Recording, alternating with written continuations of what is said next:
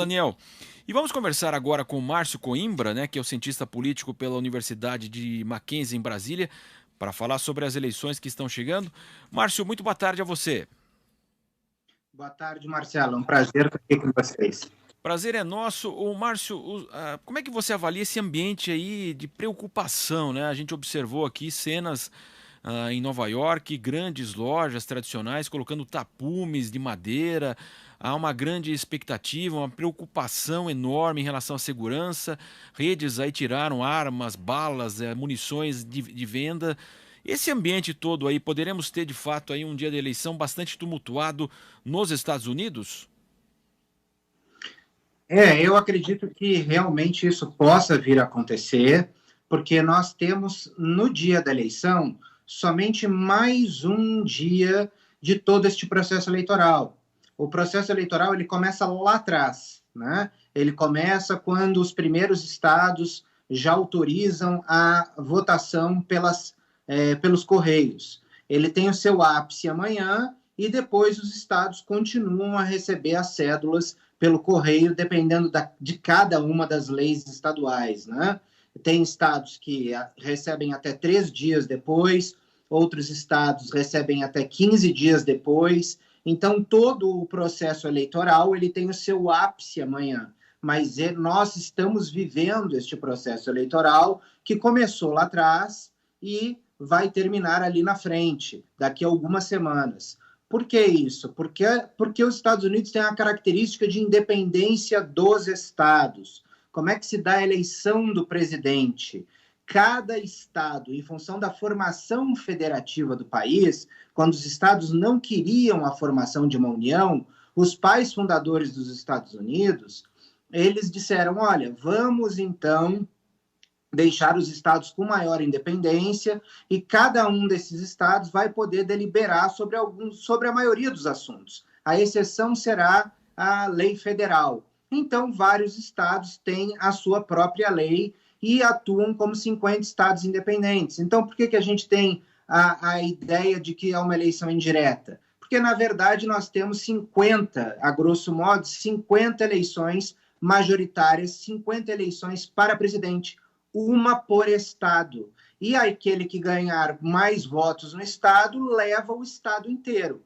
Ou seja, os delegados indicados pelo partido é que vão ao Washington depois votar na eleição. Mas nunca houve na história nenhuma delegação que traísse a vontade do eleitor no seu estado. Então, portanto, nós temos uma eleição majoritária para presidente por estado e os delegados depois vão lá referendar a vontade popular já há mais de 250 anos. Exato, né, Márcio? Porque se de repente esse delegado for eleito por determinado estado, se ele teoricamente trair aquela decisão popular que foi delegada justamente a ele, ele não vai ser reeleito novamente delegado, né? É que, na verdade, esses delegados eles não são eleitos, eles são indicados pelo partido. Então, na verdade, você vai e vota no seu candidato. Você vota no Trump, você vota no Biden, e aí, quando o Biden ou o Trump vencer, o partido indica os delegados que vão para Washington. E esses delegados têm um mero trabalho formal, né, de ir lá referendar a vontade popular, né? Então, na verdade, você tem eleição, 50 eleições estaduais, digamos assim, aonde 44 a gente já sabe o resultado, porque em 44 estados a gente já sabe que são democratas ou republicanos. Por volta aí de 6 a 8 estados, mais ou menos, variam de eleição para eleição, votando ou com republicanos ou votando com democratas. A característica dessa eleição, que é uma eleição em função da pandemia, ela é atípica, é porque você tem muito voto antecipado, 95 milhões até agora. E o voto antecipado, tradicionalmente, eu já trabalhei em algumas eleições presidenciais americanas, pelo Partido Republicano. Então, o voto antecipado ele é tradicionalmente democrata. Os republicanos tendem a votar no dia da eleição. Então, esta votação para o Trump amanhã, ela é muito importante.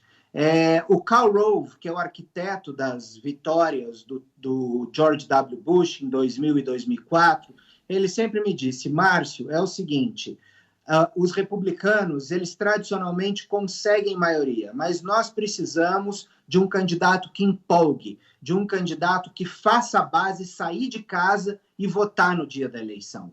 O McCain e o Romney, em 2008 e 2012, eram candidatos que não empolgavam tanto, porque eram mais centristas, não apelavam à base. O George W. Bush, nas duas eleições, apelou à base e ganhou.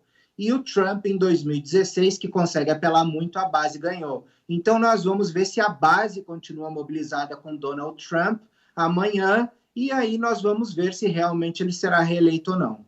Sem dúvida. Lembrando que o voto não é obrigatório, né? É isso que você falou. Muitas vezes a Facultativo. pessoa tem que ter a predisposição a votar. E houve uma campanha maciça, de fato, até incluindo estrelas do basquete, artistas, pelo voto. Então, teoricamente, seria para votar no Biden essas campanhas? Depende de quem faz essa campanha, né? Geralmente o republicano ele é aquele que vai votar no dia da eleição. Quem estava pedindo para votar antecipado geralmente era o eleitorado do Biden. Outra coisa que a gente precisa conversar é sobre esse caráter de quem ganha no voto popular ou não.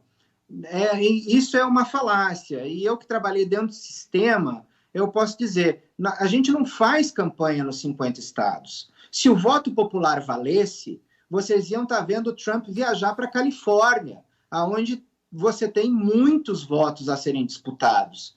Você veria, por exemplo, os democratas disputando voto a voto na Dakota do Norte, no Kansas, em estado Tennessee, que são estados tradicionalmente republicanos. Mas democrata não faz campanha em estado republicano e vice-versa.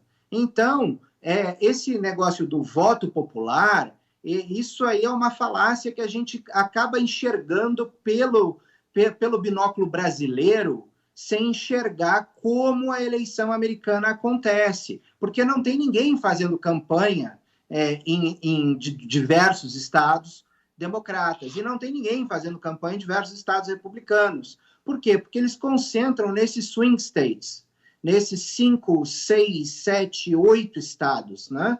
E é lá que a campanha é feita. Ninguém está lutando para ganhar no voto popular, né? O voto popular é uma coisa que não importa para nenhuma das duas campanhas. E se alguém tem mais votos no voto popular, isso não significa nenhuma vitória moral, porque todo mundo sabe que os partidos não fazem campanha nacional, eles fazem campanha nos estados onde importa para ganhar na matemática eleitoral.